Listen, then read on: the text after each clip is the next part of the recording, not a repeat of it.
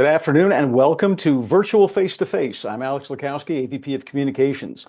An infinity of these little animals desolate our planets, our trees, our fruits, and they do not spare us, even ourselves. Those were the words of Dr. John Crawford on the faculty of the Maryland College of Medicine. In that 1811 paper, he proposed a new idea that insects and worms could be at the heart of many human diseases. Now, Crawford's ideas were rejected at the time, but he was later vindicated, of course, by research. Ever since then, research has been one of the central ways UMB has endeavored to improve the human condition. From developing the use of aromatase inhibitors to treat breast cancer in the 70s and 80s, to successfully transplanting genetically modified pig hearts into human patients in this decade, UMB research has led and is leading to some pretty spectacular improvements to the human condition. Along the way, our research enterprise has also grown immensely. UMB received $638 million in grants and contracts in FY24, and taken together with College Park, we rank 18th among all U.S. research institutions and 11th among public institutions. Another key development in the last 20 years or so has been the creation of an efficient launchpad to transform research into actual therapies and treatments, the University of Maryland Biopark. The 14-acre biopark has more than 36 tenant companies with 1,000 employees, and that number may soon double now that the 250,000 square foot 4 MLK building is open for business. On a recent visit, Governor Westmore called the biopark a key piece of our state's economic engine. And it isn't just the jobs. Much of the work at the biopark brings discoveries and treatments, many of them the brainchildren of UMB faculty, out of the lab and into the world where they can actually help people.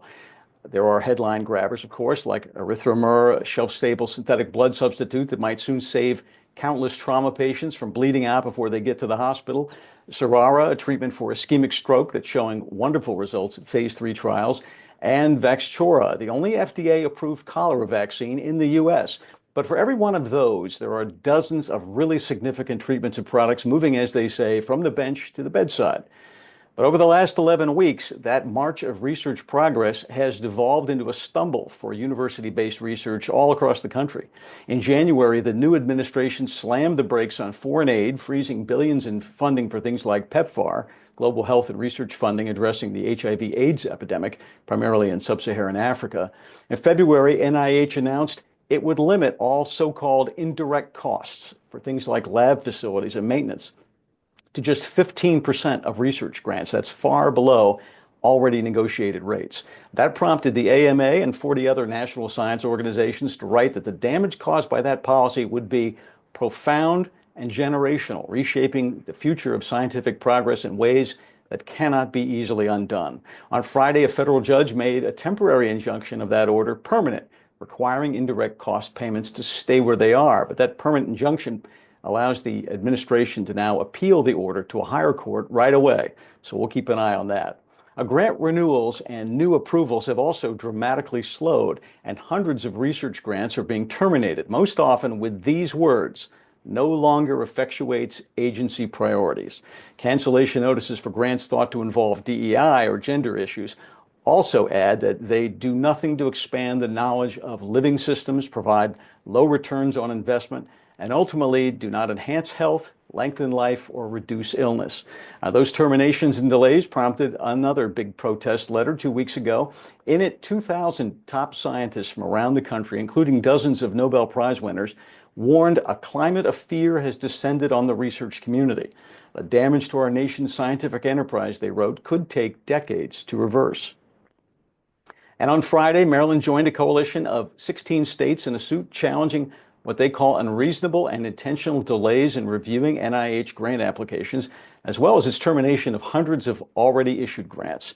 And one final note, this week, the National Science Foundation announced the 2025 cohort of graduate student research fellows. This year, only 1,000 students will receive funding. That's about half the usual number, and the NSF isn't saying why. Now, you may have noticed that UMB President Dr. Bruce Jarrell is not with us today. He's very uncharacteristically out sick and hopefully resting, but probably not. Filling in as only he can as substitute host, Jim Hughes, Chief Enterprise and Economic Development Officer and Senior Vice President. Jim also leads UMB's Office of Research and Development. Joining Jim from the School of Medicine, Professor and Executive Vice Dean, Dr. Chris O'Donnell, and Dr. E. Albert Reece, former Dean and Executive Vice President, and now Director of the Center for Advanced Research, Training, and Innovation. I should note that both Doctors O'Donnell and Reece are members of the Issues Management Advisory Group's Research Task Force. Welcome to both of you. And a little later in the program, you, the audience, will have an opportunity to ask your questions. Please write them in the Q&A area. I'll call on you by name when it's your turn, so please be ready to unmute. And with that out of the way, please welcome our host, Jim Hughes. There we go. Thank you, Alex. Thank you very much. I'm sorry that Dr. Gerald is out sick, but pleased to be here with my distinguished colleagues here. Chris, well, starting with Alex, gave a wonderful overview, as he always does. Now, fortunately, a number of the statistics he talked about were nationwide. So I want to drill in a little bit on what's happening at UMB, and I want to start actually with what's happening at UMB on the positive side. Looking at the impact that we've had and really the importance of research being done here, and then moving on to the situation that we're faced with and academic health centers, universities across the country are dealing with, how we're managing as best we can there. And then key part of this is then quickly getting to your questions, the audience. Dean Reece, very pleased to have you a part of this. And you started your career certainly as a clinician researcher. Could you talk a little bit about how your field has changed, how research has impacted clinical care from your perspective?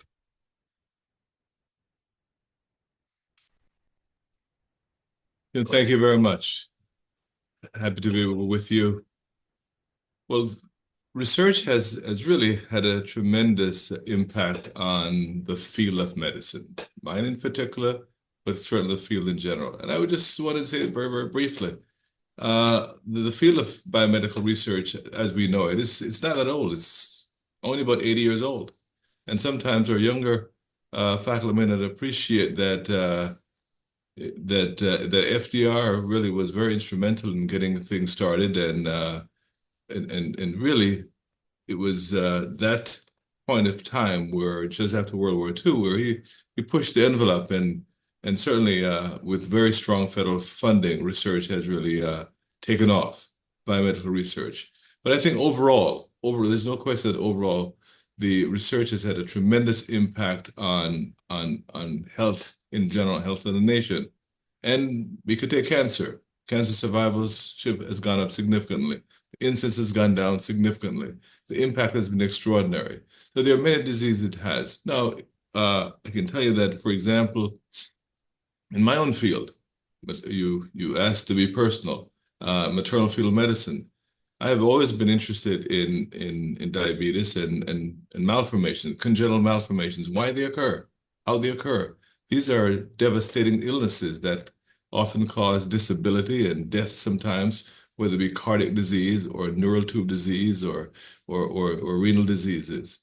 And I think that much of our research, as you know, right here at UMB has been focused on trying to understand why it occurs. And now you'll never know everything, but we certainly have a significant knowledge, a molecular map, if you will, of why these malformations occur and how they occur. And we have patented a number of targets or points along the way that we can use right now to interdict the process. So we have come a long way. At the present time, women, for example, are no longer discouraged from having children if they have even severe diabetes. In fact, they can expect to have reasonably normal pregnancies, normal outcomes with intervention and using a number of approaches, which really has come from research. So I'm extraordinarily positive about the impact of research on our on our national health, but in particular, in my area in general, it's been very, very much a win for women with diabetes and women with major medical problems. Great, thank you. And Chris, you joined the university just, I think, about 2 years ago. And obviously have gotten thrown yourself into all the many things being done in the School of Medicine, but also collaborating with your colleagues in the other schools. Observations on what you found coming to a new place about the research strengths and the impact, any things that particularly stand out? Yeah, thanks, Jim, and wishing President Gerald a quick recovery. I think the thing that struck me most about my moving to University of Maryland was the focus of research around centers and institutes. A lot of medical schools and other schools in health sciences often have their research enterprises based around sort of clinical departments and those sorts of organizations. And I give predecessors like Dr. Reece a lot of credit for creating a situation where you can be nimble and you can react to the challenges that are going on in medicine and society at the time. And Dean Gladwin, who has come in subsequently, has really built upon this with the idea of creating new institutes and centers around generational challenges and opportunities. And, you know, just in the last 2 years, we've created the Kellett Institute for Addiction Medicine, the Institute for Health Computing, which really takes advantage of big data and artificial intelligence. We've created the University of Maryland Medicine Institute for Neuroscience Discovery.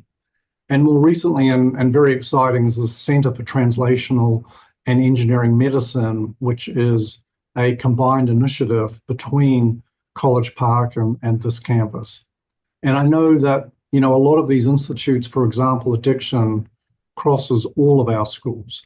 And I think that's the thing that struck me most. My previous career, I was at University of Pittsburgh and Johns Hopkins, which have about twice the number of faculty of the medical school here. And I think the other schools of the health sciences are larger there as well.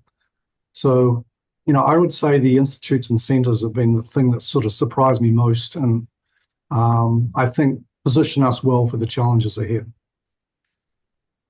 Thank you. And Dr. Reece, I'm thinking it was just a little over 5 years ago that COVID came upon us and seemed like it came out of nowhere, but we certainly had the expertise here to anticipate global pandemic and also the expertise to help address it. And as somebody who worked at UMB at the time, took great deal of pride in the amazing work that was being done across the campus and helping the country respond to it. And you were certainly a big part of that. Could you, how does something like that happen, that you can muster the resources and the response in such a short period of time? Well, Jim, one of the things that's a very good point you're raising. We have been fortunate in having great leaders. I think, as Chris mentioned a moment ago, we've had unique leaders willing to lead and willing to allow their passions to really impact the work they do. You know, I give credit to, for example, Mike Levine, who started the Center for Vaccine Development, and he did it for 40 years as the leader and had a passion for using vaccines in various ways. And so we're able to be involved with virtually all of the major outbreaks worldwide. Likewise, for example, our Genome Institute, very robust, and was able to reconfigure itself to do COVID testing during the enterprise. So I think these very active and robust centers and institutes that exist were able to sort of repurpose themselves during a crisis and become very helpful in dealing with the very, very challenging situation that we had. And so COVID became another one of those medical crises that we were able to reconfigure ourselves and really make a significant impact at multiple levels. Yeah. Yeah, and I think looking back on that as a country and as a university, it was based on research done over many decades, and I think stopping and starting research, you have a gap in research, has certainly an immediate impact, but you also have the long-term impact, that long-term focus on addressing these incredibly complicated issues. Which brings us a bit to today. I know, Chris, you and your office have done Joni Prasad and others have done a great job at really tracking what's been going on over the past couple of months and comparing that to our history in the past. And Alex gave some notes of what's going on nationally, and that's certainly having an impact here. Could you talk a bit about what's it been like since January? Well, it's been a little crazy. I thought COVID was pretty crazy, but I think, the unpredictability of what's coming at us here is another level, and also the speed at which it's coming. And you're absolutely right. The need to have data and clarity around what's happening on a real-time basis is absolutely crucial.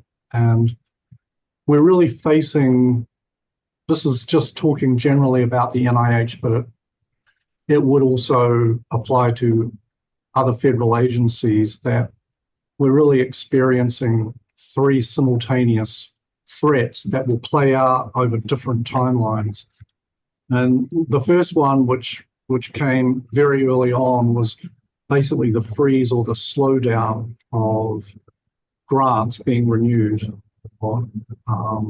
Even non-competitive renewals slowed down. And since January, we've probably had, and this is national numbers as well, about half of our normal renewals and new competitive grants coming through. So that's a significant challenge for our faculty dealing with that. Initially the thought was, well, how long will that go on? I think we now have a little more clarity with the study sections getting back up to speed, with the Institute advisory councils now being scheduled, that there should be an unleashing of that funding hopefully by the end of the federal fiscal year, which ends on September 30th. So that's sort of the first challenge that we were dealing with. Then came the concept of reducing the IDCs, the indirect cost rate, down to 15%, which really represents an existential threat for every academic medical center, for every health science campus across the nation. And thankfully, we have a freeze on that for the moment, and what grants are being funded at the agreed upon IDC rate. We will probably stay in that status depending on legal review through the end of the fiscal year. And I was very pleased to see that a group of sort of prominent organizations like the AAMC, the AAU, are getting together. I think there's 10 organizations, and they're actually trying to be proactive about generating a new model around IDC costs. So instead of waiting to see what's happening, I think the field, the biomedical field, is actually getting out in front of it now and saying, what can we do that's practical and reasonable? Look at how it's been operating. So that's going to be more of a long-term issue. And I'm hopeful that things will work out in a way that it no longer is an existential threat. The third challenge has been around specific areas of science, and I think we all know about these, related to initially international work, related to DEI type work. We're seeing stuff around immunology, infectious diseases, vaccinology coming into play now. We really don't know where that will go. We will probably get into this a little bit with questions down the line, but UMB's been very robust about legally challenging a lot of these terminations. So we have these three areas that not have expanded across all of the federal agencies yet. We've seen limited effect from the DoD. But yes, we're trying to stay on top of the data initially so we know where we stand. I'll stop there because there'll be other questions later, I'm sure. Yeah, and certainly, yeah, we can go into more details as we get questions as to exactly what's going on. Kind of as a final question to both of you, and I'll start with Dr. Reece about the IMAG. So the university has responded, really following a model that we created for the response to COVID, of getting teams of experts who are really drilling into what's going on and how we can best respond. And as Alex mentioned, you're both on the research task force with about another 10 people or so. And Dr. Reece, you are a co-chair of it. Could you talk a little bit about what the role is? And I can talk at a from a university perspective, what we do with that information. Sure, Jim. So as you said, this was nicely put together by President Gerald several weeks ago. Time has flown. It feels like it was many years ago, but it was just a matter of weeks ago. And convened several of us. And really, what our charge is basically is for us to be the receivers of information relative to anything that's external that is impacting our research enterprise, whether those are directives or those are, as Chris mentioned, those are slowing downs or terminations, anything that in any way impacts or even potentially impacts our research enterprise. What we do is to receive that information, and we get it in various ways from various people, various avenues, and we analyze those data, what it means, what it could mean, what potential impact it could have, what should we do? So there isn't a script per se, but it really requires us to collectively, just said about 10, 12 of us, to discuss what each issue means and how we should analyze them. And typically what we do at the end of the day is we'll find a consensus and we make some recommendations to what I call the presidential leadership or the leadership IMAG, by saying this is what we have identified or been made aware of. These are some of the pluses or the minuses. These are some of the issues, and these are some of the recommendations that we wish to share with you. And we would leave the decision up to the main IMAG to decide how to proceed. And we have been very pleased with the responsiveness of IMAG in its rapid review and the decision making, and how it chooses to maybe inform the campus or do other things. So it really our role, we think, is very, very important, because we serve as a screener, as that entry point for information, and there we move it up to the next level. Jim, maybe I can add to that. I think if there was one thing we learned from COVID, is that we need to communicate amongst the stakeholders and amongst the constituents. And I think President Gerald's done a great job of getting the right people on the right committees. I think there's 3 reporting committees that go up to IMAG. So it's important that we on this committee, which represents schools, represent SPA, represent communications, represent legal, are talking to each other. And then that we get appropriate messaging out to our constituents.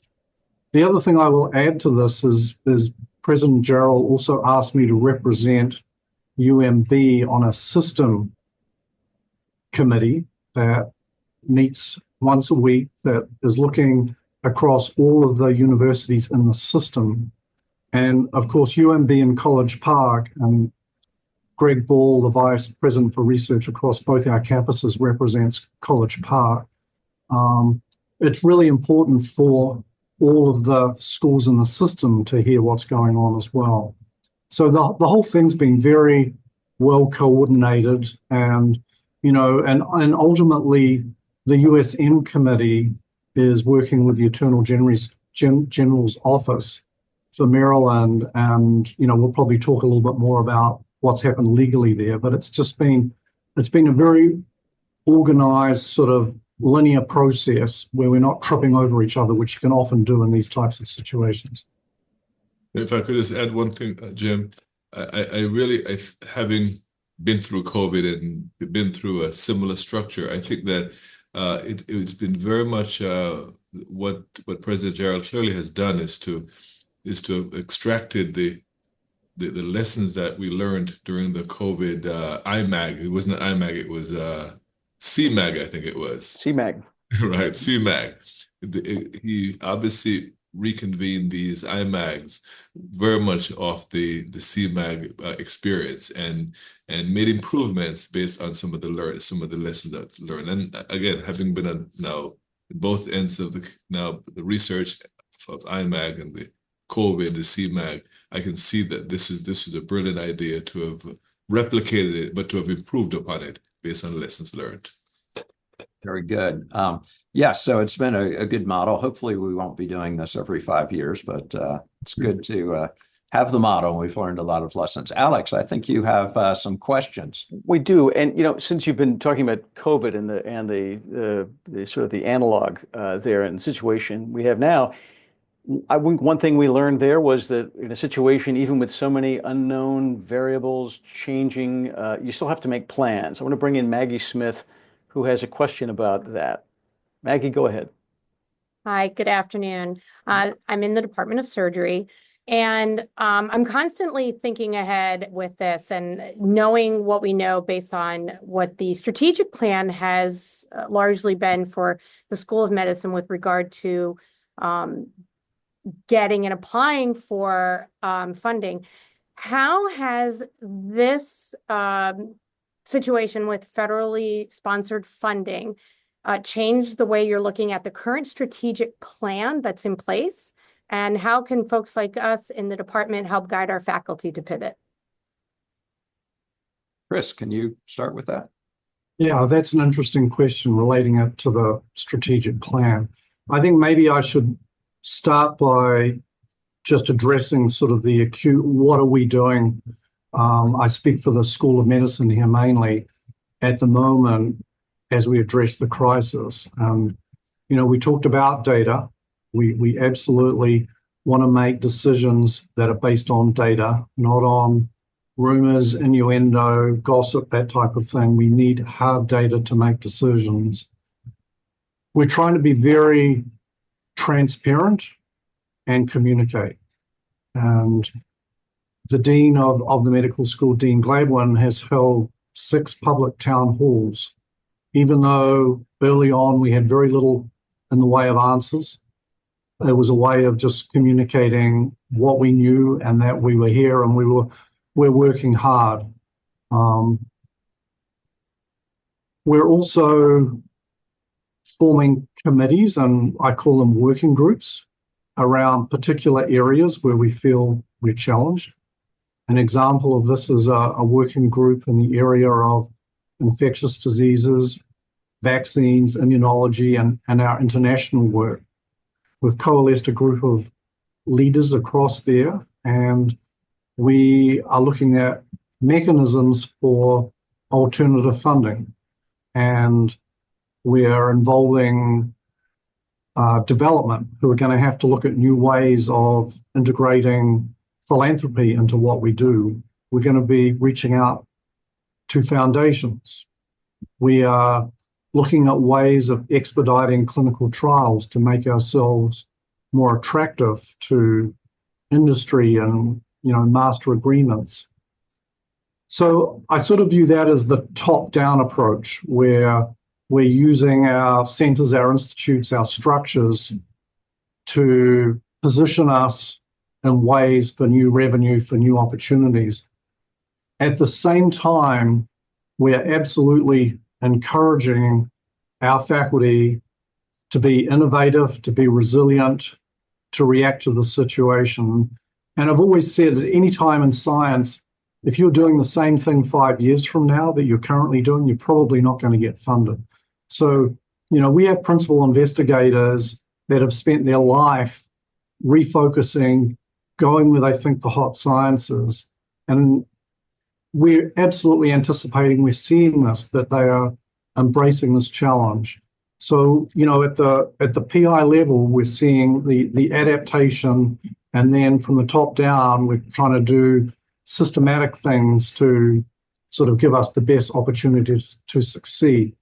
Now, how does this necessarily relate to the strategic plan? I think what we have in the strategic plan is a 5-year plan, and it is, as we've talked about previously, based around generational challenges. And I don't see that emphasis, that what we care about, what we value, changing. The path might be a little more difficult. It might be a little more tortured getting there, but we stand behind what we believe and what we feel is the mission of the School of Medicine and UMB at large level over the next 5 years. So I'll stop there. Yeah, I just want to make one comment. We happen to have two excellent leaders in the School of Medicine. Obviously, what's going on impacts all of our schools. And when you actually look at it, our non-School of Medicine schools bring in over $80 to $100 million of research a year. The level to be in R1 is 50 million. So even without the School of Medicine, UMB would qualify comfortably to be in R1. So it's significant research and significant impact for all of our schools, what's going on. And actually, in addition to medicine, 3 schools have had significant grants terminated in the last 3 weeks. So this is not just a School of Medicine issue by any means. Yeah. Maybe next question, Alex? Well, yeah, I want to bring in Dawn Rhodes, who I think has the bigger picture version of what you were just talking about. Dawn, are you there? I am, and thank you, Alex, and good afternoon, gentlemen.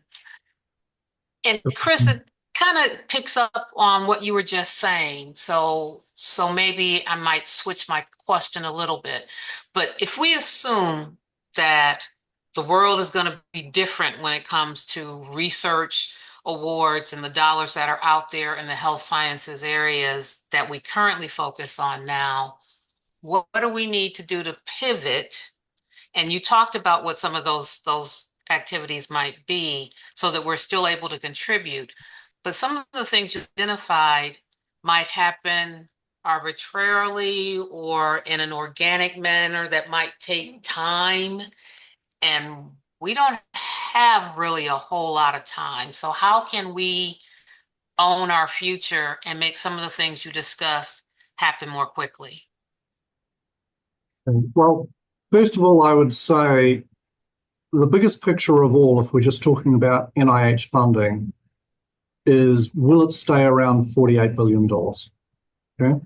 And if it does, and that money is available, then business as we know it will continue relatively unchanged long term. Chris, excuse me, because part of my question was you cannot assume that it's going to be business as usual. Well, I am assuming that there won't be significant cuts to NIH funding. I think, historically that's been the case. And I know the idea around IDCs, that would only, even if we went to 15%, which we probably won't, that would only be a $4 billion only, and air quotes, would only be a $4 billion cut to the NIH budget. So I am optimistic that the NIH is a big ship with a lot of bipartisan support, that there will always be significant money there. And the longer we go before large changes occur, I think the more momentum there will be behind preserving what we have, particularly if we, start looking at our international reputation, slipping, our inability to generate new research and development, for new drugs, for new devices, etc. So big picture, I remain optimistic that we will continue our mission in the large sense. Now, around particular areas that are no longer seen as a priority, I think we will have to be creative. And that's where I'm talking about developing relationships with industry. We have expedited clinical trials that make us attractive. We rethink the way we do philanthropy.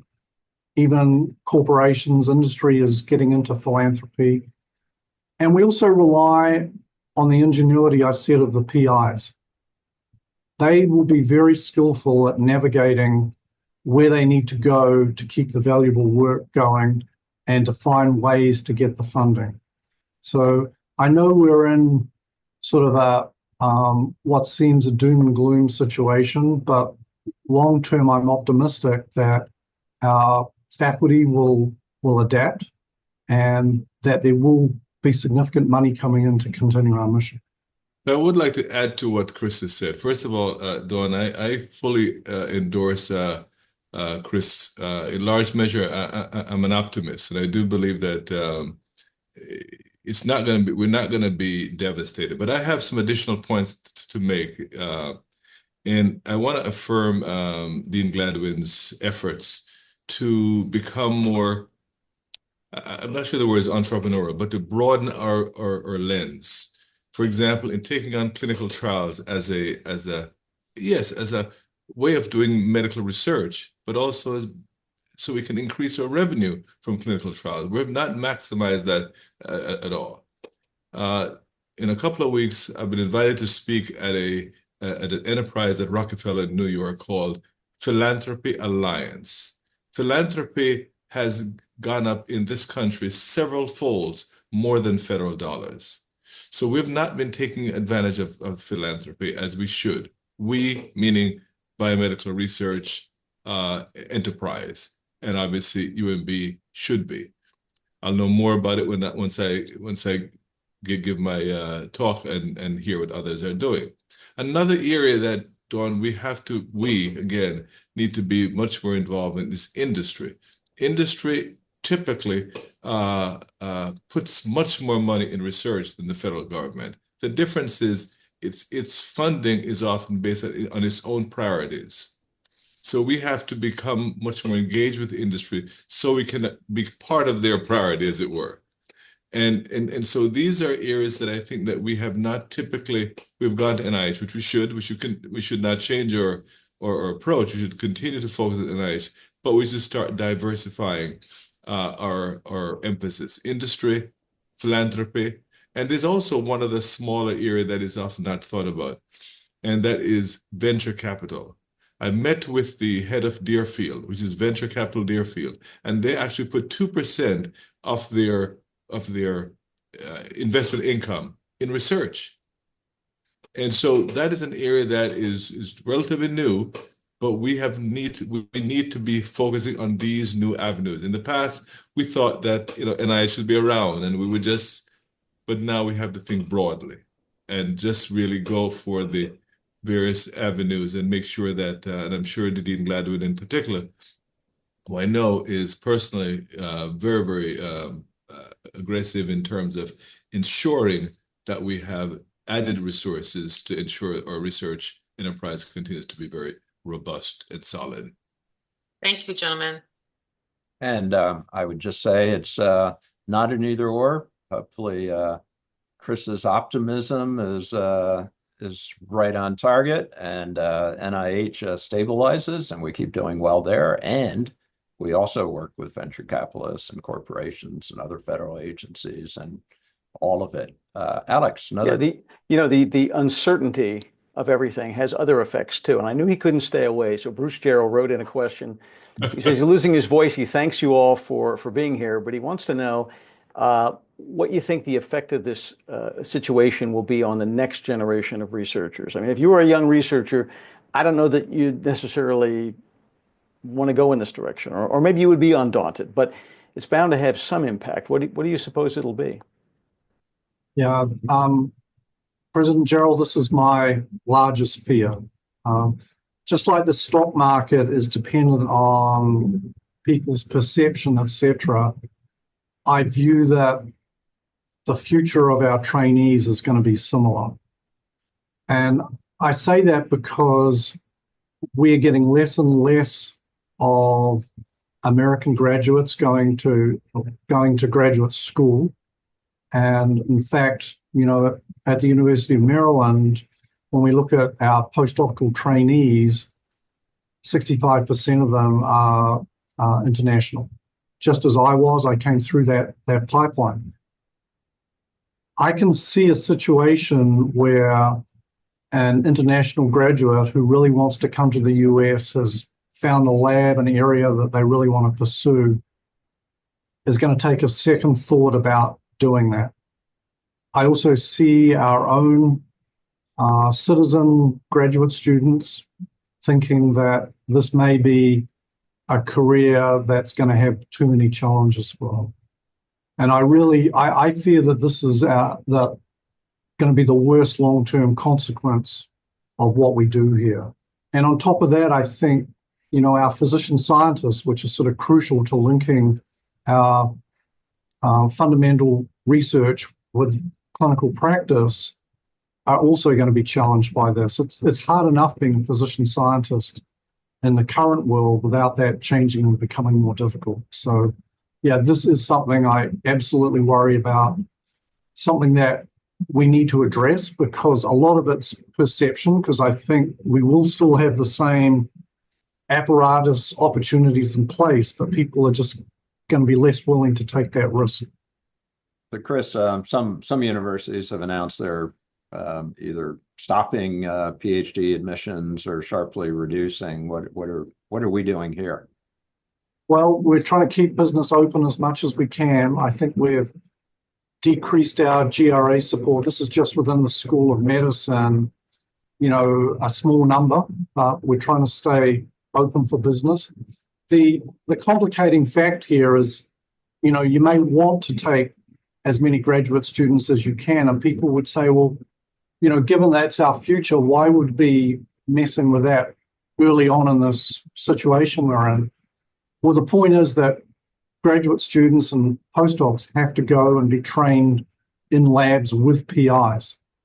And as PIs struggle with funding, with retooling, with rescoping what they're doing, they become less inclined to take on the financial and the scientific challenge of trainees. So that's something we absolutely have to keep an eye on, be aware of, that we support not just the trainees, but also the PIs, so that the trainees have an opportunity for a good lab to go into that's sort of passionate about the work they do.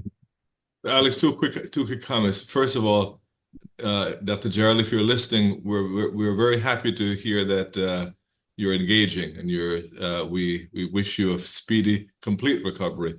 But I know you well enough to know that you were not going to entirely stay away. So you've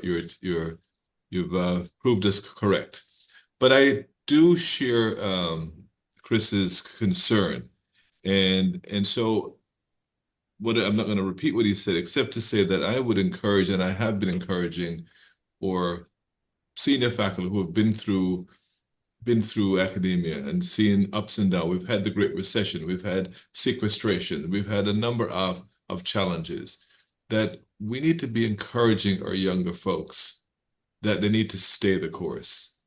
My recommendation has been, in fact, I just talked to a young person this morning, stay the course. You may have to diversify the pathway a bit, but diversify the portfolio. But staying the course in doing great science, staying the course within the area is going to be very important. But there's going to be great temptation to drift to something else that may be less, I guess it may say more dependable and less at risk. But I think we need to be encouraging our folks to do that. One last thing I want to say. Another example that I've given in the past, and that is after World War II, many young men I wasn't around that time, even though you may think so, but many young men, I'm told, we had a depletion in our young men force. And the GI Bill was introduced as one way of restoring that. And a proposal that colleagues and I have made, and that at some point, whether it be local government or federal government or philanthropy, needs to have something like a GI Bill to repopulate the scientists that we likely will lose, just based on not purposely being pushed out, but just psychologically. People may say, well, I need to look at other fields or look at other areas. So that's another possibility, but that's more the long term. Short term, we have an obligation to encourage, to support, and to really champion the fact that this is important. It impacts human health, and we can make a difference by staying engaged, staying focused. One thing, there are some fruitful early conversations between the university and companies that are interested in helping to fund PhD students who would also spend some time with the company. So could be an interesting opportunity to diversify our funding and also diversify the experiences of those students. Many of course, our PhD graduates go on to work for companies. So spending a little time with the company gives them an idea of what that's like. Alex. You've been talking about the PIs, and as you can imagine, your PIs are strategizing or looking ahead to what's the path forward and looking at it very granularly. I want to bring in Tom Blancpaid, who has a question about that. Tom, are you there? Sure, yeah. I guess this is a bit based on rumor, but the notion I've heard is that NIH is going to change their model of how they're seeking grants from investigators and completely eliminate almost all of the RFAs, the request for applications that are coming out of the scientific designs and plans of the NIH program, and instead just persistently open applications to all scientists. And so it's going to be on the scientist to choose the area and choose the impact of their research, design their application around that, rather than responding to specific kind of programmatic strategies from within the NIH. My interpretation of this is, of course, the good side is that, yeah, we can all decide where we think the best impact of our work is going to be, pay attention to the global trends, and fit our work in. The skeptical side, of course, says that really it's going to be HHS political leadership that decides whether or not individual grants are funded or turned down. It's a pretty radical change in how we're going to be planning these grants, and I'm wondering how we can, as an institution, can strategize about that. Well, I'm not sure I can answer that question, Tom. I mean, I think we need to wait and see what happens here. It's so easy to sort of overreact early on when we feel such stress. I come back to the same question. As long as we keep the level of NIH funding intact, then we'll be able to do good science. If you want my opinion about whether a system where it's only PIs coming up with ideas and there's no sort of structural basis around programmatic needs, I personally think that the model that we've been using over the last several decades, that's actually got more integrated, I would say, between the PIs and the universities and what the NIH program people feel is important, through the U mechanism and that type of thing. I think that's been successful, but the way we go about funding does morph over time. If this happened overnight, it would be an extreme change, and we would have to adapt to it. But I just keep going back. As long as they keep the money there, we'll find a way to do good science. And Tom, I would just say that from what I have heard, and this all hearing, there's nothing firm at this point, and so it's just chatter or conversation. So I've taken the position of just let's wait a little bit more so we can get greater form as to what direction things are going in. So that's my knowledge is rather superficial, and I have nothing firm to reject or to affirm what you said. So let's wait and see. One thing I'd jump in, not on this particular topic, but just to talk about other federal agencies. So DOD, it's pretty much business as usual. It's a relatively small part of our portfolio, but it has been growing over the last several years. And just in the last couple of weeks, we've received a couple of significant awards from DOD. When we talk about diversification, certainly diversification to industry is one option that we are pursuing, but also I encourage people to look at other federal agencies. And DOD does a lot of basic medical science. Don't think that it's all about weapons. It's the type of work that we do.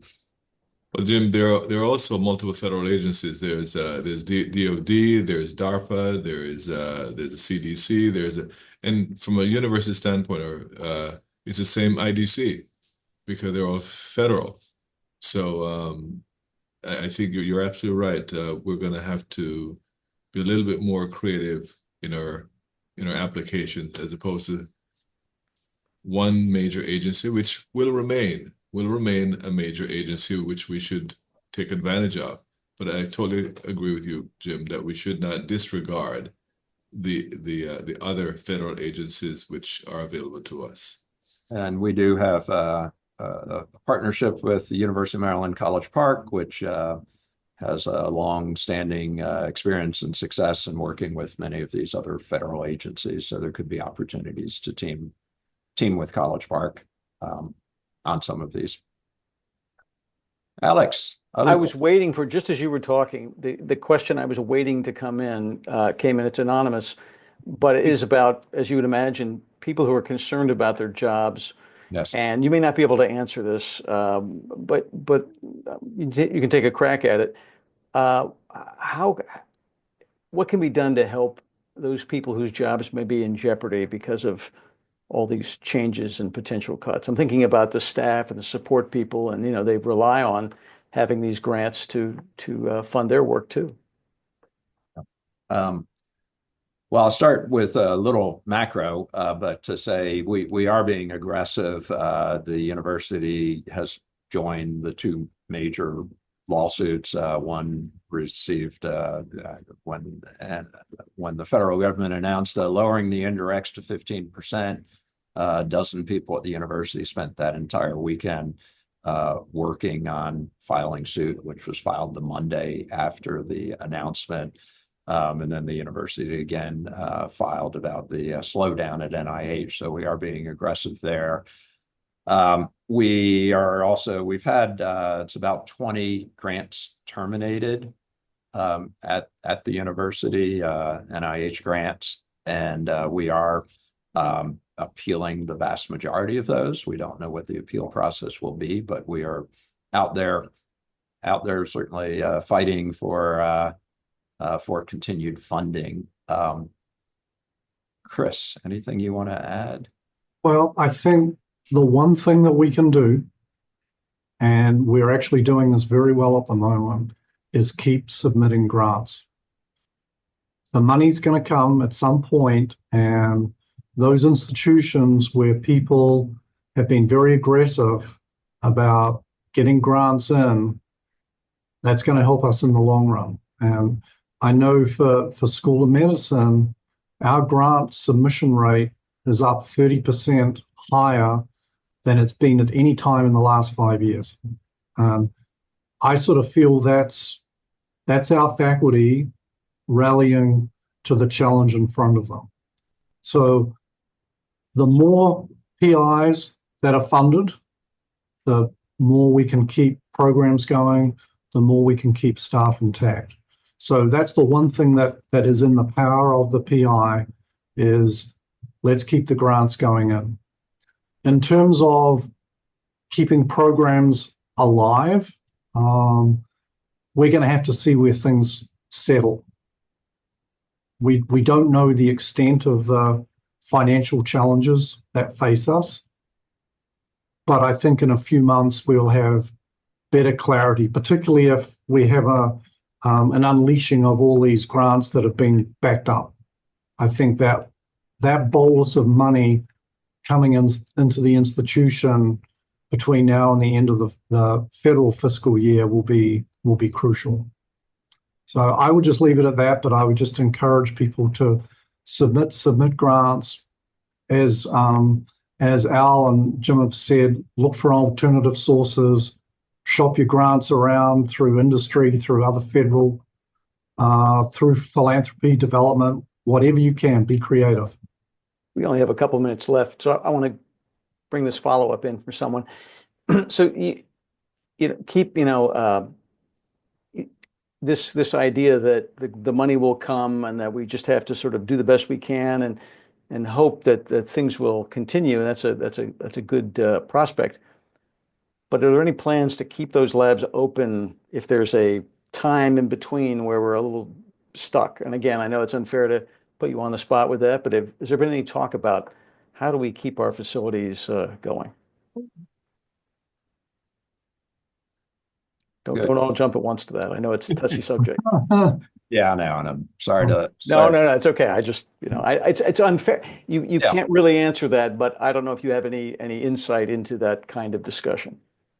Yeah, I mean, we are. It's critical to keep our facilities going, to keep the capacity, as Chris says, submitting grants. We need to then maintain the capacity to fill those grants. Yeah, we do. If specific grants are terminated or funding is lost, that's a tough situation, and we've got to work through it. Right? Alex, there's one thought I've shared in the past, and that is, clearly, as Chris said, the resources are necessary for everything, necessary for grants for labs to be open, for research to proceed. If grants are either being terminated voluntarily or involuntarily, then that becomes a problem. Mm-hmm. Not an alternative, but really a strategy is really for starting more collaborations, because sometimes if there are collaborations, you may not be able to maintain the lab in the original way that you had it with the same number of people, but you may have to make some modification in size and in staff. And in doing so, at least you're able to maintain the science until you're able to expand the resources. So that is certainly one other option, but I do agree with Jim regarding the efforts that are underway. And we are hopeful that these efforts will at least result in the continuation of some of these grants that have been terminated. All right, we'll keep a happy thought. Jim? Yeah, well, thank you. Yes, we're trying to combine that optimism and the urgency and not taking anything for granted. So we are, this is a huge part of who UMB is research and our impact on our community and impact on the world. And the research mission is also tightly integrated with our education and with our clinical care. It's not a standalone activity. It enhances everything that we do, community service. So it's really integral and critical that we keep doing it. All right. Thank you all. We're out of time, but there's more to talk about, and hopefully we'll be able to dig in a little bit deeper next time.